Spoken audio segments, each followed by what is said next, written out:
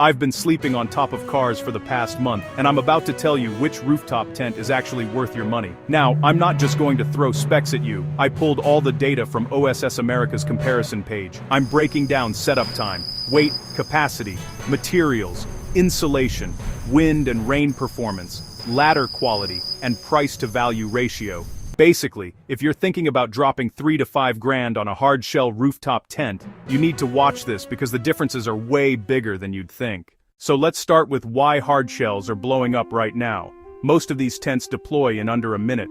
I'm talking pop-up mechanisms with gas struts or clamshell designs with hydraulic assists that literally do the work for you.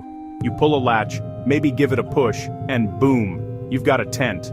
The real-world setup is slightly slower than the marketing claims because you still need to secure straps and position the ladder. The protection factor is where hard shells really earn their price tag. You've got rigid top and bottom shells that create a weatherproof cocoon.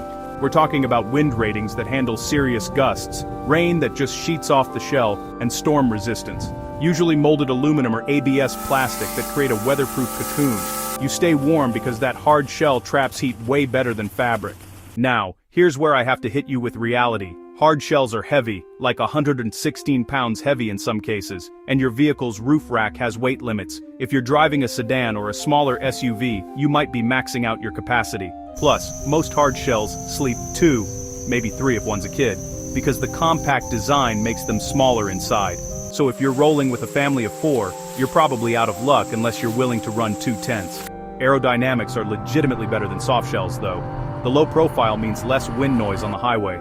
There's a tiny fuel economy benefit, though honestly it's marginal.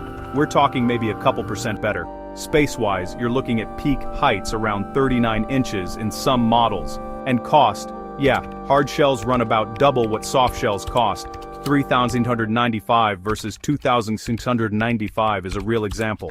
Alright, let's get into the actual tents. First up, the Roofnest Falcon Pro. This is a clamshell design with an aluminum roof.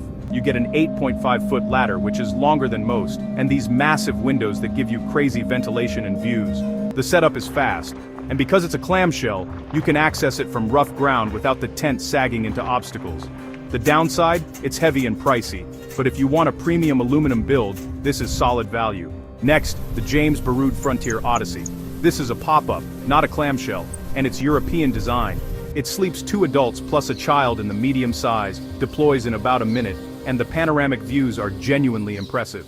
The Armadillo H2 is interesting because it's basically the poster child for why choose hard shell over soft shell. Setup is effortless, the shell protects you from everything, but you're paying almost double, that $3,995 price tag again. Number 4 is what I'm calling the ABS hard shell.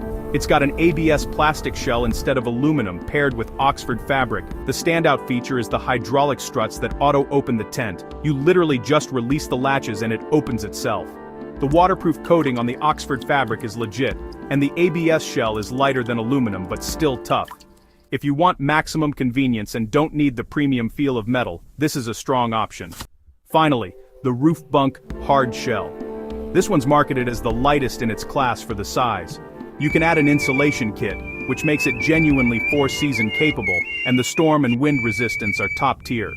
So let's do the direct comparison because I know some of you are still on the fence. Weight and footprint. Hard shells are heavier and limited by your vehicle's base, while soft shells are lighter and come in bigger sizes. Setup. Hard shells win with struts and hinges that deploy in a minute. Soft shells need poles and frames and take longer. Durability and weather. Hard shells have stronger shells, better heat retention, and higher wind ratings. Aerodynamics. Hard shells are sleeker and quieter on the highway, though the fuel savings are minimal. Basically, if you want speed, durability, and weatherproofing, go hard shell. If you need space and want to save money, soft shell is your move. Alright, so what are actual customers and experts saying? The consensus is that hard shells are the best value for overlanders despite the cost. They're robust, weatherproof, and install easily. The common complaints are things like no locks on some models, ladder comfort issues. My advice: test the fit on your vehicle, specifically the bar spread on your roof rack, because not every tent mounts the same way. And match the tent to your trip style. If you're solo or a couple doing weekend trips in variable weather, hard shells are perfect. For most people watching this, I'd go Roofnest Falcon Pro for the balance of features and value. or James Baroud if you want to go full premium. The winner really depends on what you need. So, there you have it. 5 hard-shell rooftop tents, all the specs, and the real-world trade-offs. If you want the full breakdown with pricing and links, hit up that OSS America comparison page I mentioned at the start.